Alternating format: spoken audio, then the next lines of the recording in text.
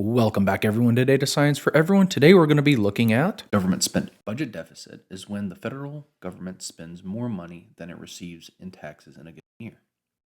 Budget surplus is when the government receives more money in taxes than it spends in a year. Balanced budget is when the government spending and taxes are equal. Major federal spending categories are national defense, Social Security, health programs, and interest payments.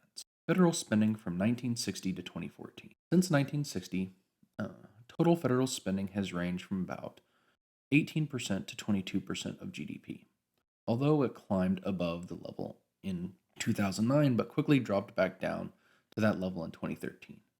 The share that the government has spent on national defense has generally declined, while the share has spent on Social Security and on healthcare expenses has increased.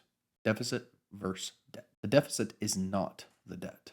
The government deficit, or surplus, refers to what happens with the federal government budget each year. The government debt is accumulated over time and is the sum of all past deficits and surpluses. State and local spending from 1960 to 2013. Spending by state and local government increases from about 10% of GDP in the early 1960s to 14 to 16% by the mid-70s.